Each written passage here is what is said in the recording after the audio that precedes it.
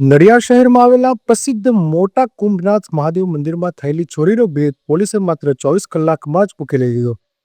મંદિરના ગર્ભગૃહમાં તાળા તોડીને સોના ચાંદીના દાગીના અને પૂજાની સામગ્રી ચોરીને ઘટનાને પોલીસે ગંભીરતાથી લીધી હતી. જિલ્લા પોલીસ વડાની સૂચનાથી એલસીબી અને નડિયાદ ટાઉન પોલીસ સહિત કુલ 7 ટીમો બનાવવામાં આવી હતી. એફએસએલ, ડોગ સ્ક્વોડ અને ફિંગરપ્રિન્ટ ટીમની મદદથી તપાસ હાથ ધરાઈ હતી. આ તપાસ દરમિયાન નડિયાદના વિનોદ ઉર્ફે વિનુ મનુભાઈ તળપદાને મુદ્દામાલ સાથે ઝડપી લેવામાં આવ્યો છે. પૂછપરછમાં આ આરોપીએ કુલ 12 ગુનાઓ કબૂલ કર્યા છે. પોલીસની ઝડપી કાર્યવાહીથી શ્રદ્ધાળુઓમાં રાહતની લાગણી જોવા મળી રહી છે. બ્યુરો રિપોર્ટ નિશાળ શેખ, બહુદા.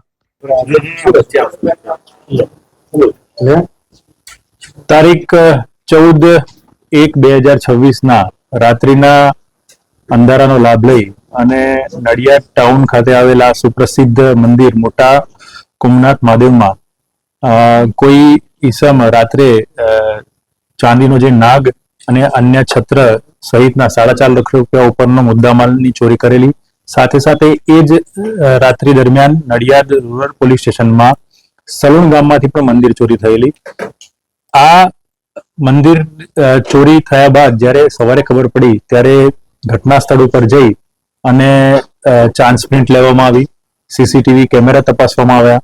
અલગ અલગ 7 ટીમો બનાવી નડિયાદ ટાઉન અને એલસીબી પોલીસ એમાં ડિટેક્શન કરવાના કામે લાગી, જેમાં હ્યુમન ઇન્ટેલિજન્સ અને સીસીટીવી કેમેરાના એનાલિસિસથી એક વિનોદ મનુભાઈ તળપદા સલૂણવાળાને એમાં રાઉન્ડ અપ કરી એની પૂછપરછ કરતા એને આ બંને ચોરી કરી હોવાનું કબૂલ્યું હતું અને તમામ ઓરિજિનલ મુદ્દામાલ 4.5 લાખ રૂપિયા ઉપરનો મુદ્દામાલ એ એની પાસેથી કબજે કરેલ છે. આરોપી કેવી રીતે પકડાયો? મેં આપને કહ્યું કે સીસીટીવી કેમેરા તપાસતા જે ટીમ જે છે આ આરોપીના વિરુદ્ધમાં અગાઉ 12 ગુના દાખલ થયેલા છે, એટલે એક પ્રકારનો હિસ્ટ્રી સીટર છે. એટલે એના ફૂટેજ પરથી જે ડિસ્ટાફની ટીમ છે એને ખબર પડી કે આ આરોપી એ વિનોદ તળપદા છે.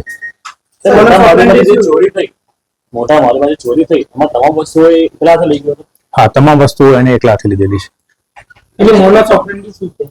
મોડસ ઓપરેન્ડી એ દિવસ દરમિયાન મંદિરમાં દર્શન કરવા જાય છે અને ત્યાં કેમેરા વગેરે ના હોય તો એ ધ્યાન રાખી અને પછી રાત્રિ દરમિયાન એને એકલતાનો લાભ લઈ અને પછી મંદિરમાં ચોરી કરતો હોય છે. કેમેરા નથી, પણ એક એની વાતચીત ઉપરથી એવું કહે છે કે મેં મંદિરમાં રેકી કરેલી હતી. તમામ મુદ્દામાલ રિકવર થયેલો છે.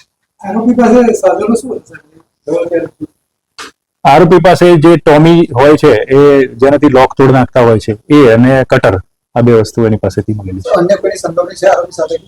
હાલ પૂરતી તો કોઈ સંડોવણી નથી. ચોરી કરવાનું કારણ મુદ્દામાલ વેચી અને પૈસા કમાવાનું એકમાત્ર કારણ દેખાય છે.